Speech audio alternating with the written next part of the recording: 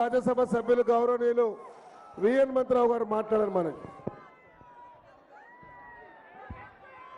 2 minutes.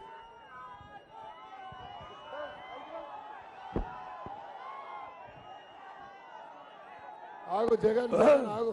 మిత్రులారా, gender కిందికి దించండి. Gender జిల్లా కాంగ్రెస్ అధ్యక్షుడు మిత్రుడు రోహిన్ రెడ్డి గారు, అదేవిధంగా మీ అభిమాన పార్లమెంట్ సభ్యుడు మన దానం నాగేందర్ గారు, అదేవిధంగా 4 ఏళ్ల కింద వచ్చిండు మనోడు కాంగ్రెస్ అధ్యక్షుడుగా. 10 ఏళ్ళు పనిచేసిండు. 10 ఏళ్ల నుంచి ఉన్న కేసీఆర్ పనిచేసిండా లేదా? అదృష్టం అంటే మనుందే. యావత్ భారతదేశంలో 4 ఏళ్లలో ముఖ్యమంత్రి అయిన ఏకైక వ్యక్తి అంటాడు రేవంత్ రెడ్డి. అదేవిధంగా యూత్ కాంగ్రెస్ మాజీ అధ్యక్షుడు రాజ్యసభ అనిల్ కుమార్ గారు, అదేవిధంగా కార్పొరేటర్స్, మహిళా కార్పొరేటర్స్, బ్లాక్ అధ్యక్షులు, డివిజన్ అధ్యక్షులారా, సోదరులారా, సోదరుమణులారా, సమయం లేదు. ఎందుకంటే ఆయన ఇంకా 2 దగ్గర పోవాలి. ఏం డ్రామా చేస్తున్నారు? నా ఉద్దేశంలో ఈ భారతదేశం ఎన్నికలు ఇది ఆషామాషి కాదురా బాబు. నరేంద్ర మోడీ దేశాన్ని విడగొట్టాలని చూస్తున్నాడు. రాహుల్ గాంధీ ఏమో ఈ దేశాన్ని ఒక్కటి చేయాలని చూస్తున్నాడు. ఎవరి రాజ్యాంగాన్ని రద్దు చేయాలని చూస్తున్నారు వాళ్ళు. కనుక ఇవాళ సమయం ఆసన్నమైంది. మిత్రులారా, యావత్ భారతదేశంలో ఇండియా కూటమి, సిపిఐ, సిపిఎం, అన్ని పార్టీలు, జనతాదళ్ అందరం కలిసి ఒక మహా కూటమి, ఇండియా కూటమి. అంటే ఇండియా అంటే భారతదేశం ఆనాడు దేశ స్వాతంత్ర్యం గురించి పోరాడినటువంటి హిందూ, ముస్లిం, సిక్, ఇసాయి, అదే విధంగా పార్సీ అందరూ కూడా ఈ దేశానికి స్వాతంత్రంలో పోరాడిండు.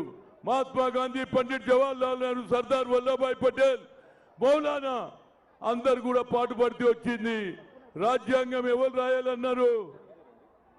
కడుపు గాలినోడు పేదరికంలోకి వచ్చినోడే రాజ్యాంగం రాస్తామని మహాత్మా గాంధీ, పండిట్ జవహర్లాల్ నెహ్రూ ఆలోచన చేస్తే ఆ రోజులలో 18th సెంచరీలో మహాత్మా జ్యోతిరావు పూలే చదువుకుంటేనే భవిష్యత్ అన్నాడు.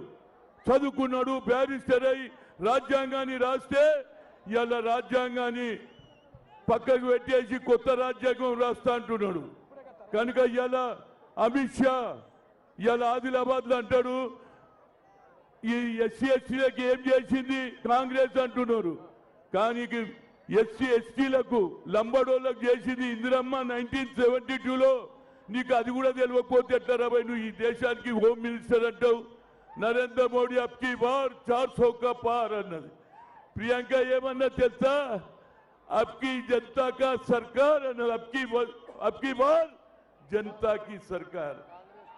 ఆ కుటుంబంలో ఉన్నది వాళ్ళ తండ్రి రాజీవ్ గాంధీ సద్భావన ద్వారా ఈ దేశంలో అందరినీ ఒకటి చేయాలని చూసిండు. అదే ఆలోచనలో కన్యాకుమారి నుంచి కశ్మీర్ నడిచిన తర్వాత రైతుల సమస్య, నిరుద్యోగుల సమస్య, పేదరికం సమస్య అన్ని తెలుసుకొని we come to the power, will conduct caste wise census. అంతటితో ఆగలే, 50% సీలింగ్ కూడా ఎత్తేస్తా అన్నాడు. కనుక మిత్రులారా, సమయం ఆసన్నమైంది. కానీ నాకు 2 కోరికలు ఉన్నాయి. ఎందుకంటే ముఖ్యమంత్రి వచ్చినప్పుడే అడగాలి కదా మనం మీద, అడగాలనా లేదా? ఒకటి అడుగుతున్నా, ఆనాడు రోహిన్ రెడ్డి వచ్చినప్పుడు, ఎందుకంటే మహాత్మా జ్యోతిరావు పూలే ప్రజాభవన్ చేసిండు, ఆయనకు నా హృదయపూర్వక ధన్యవాదాలు. అదేవిధంగా ఈ ప్రాంతంలో మహాత్మా జ్యోతిరావు పూలే ఆడిటోరియం కట్టియాలన్నా బతుకమ్మ కుంట, ఒక బతుకమ్మనేమో ఆడున్నది తిహార్ జైల్లో. కానీ ఇవాళ బతుకమ్మ కుంటను కాపాడినాం. ఈసారి ఏది బతుకమ్మ పండుగ దసరా తర్వాత అక్కడనే కబ్జా చేయాలని చూశాను, కానీ కోర్టు ఆర్డర్ ఇచ్చింది ఇది కుంటనే.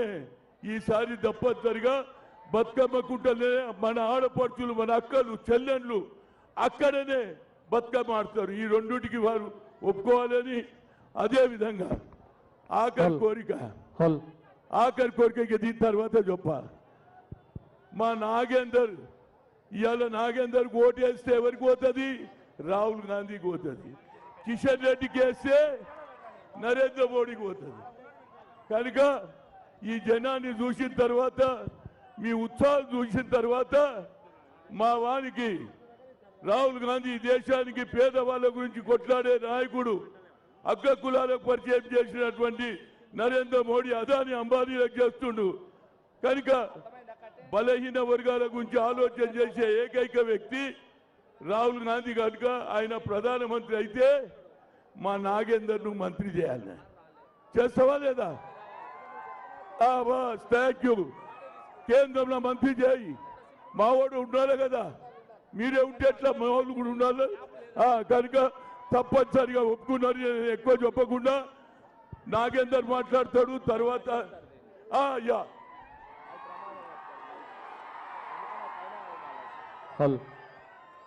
నాగేందర్, ఆయనకి ఇంకా 2 మీటింగ్లు ఉన్నాయి.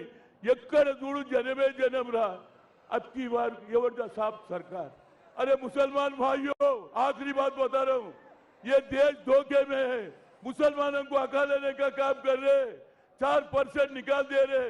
मगर आंध्रा में जनता, हमारे पवन कल्याण पार्टी और टीडीपी पार्टी और बीजेपी मिलके वहां मुसलमानों को 50 साल का एज उनको दे रहे, मस्जिदों में पैसे दे रहे. तो इसी वजह से यहाँ पर भी वही देना चाहिए. हमारे यहाँ का मुसलमान नहीं है क्या? वहां का एक ही नीति डबल इंजन चल रहा. इसके ऊपर भी अपन सोचना चाहिए. 5 साढ़े 5 का नमाज पढ़ो, सीधा जाओ घर में, वहां जाके हाथ का निशानी को बटन दबा दो, कोई बोलते. उसके बाद घर में जाके चूल्हा धोकर सही बोल के खाना खाओ. नमस्कार.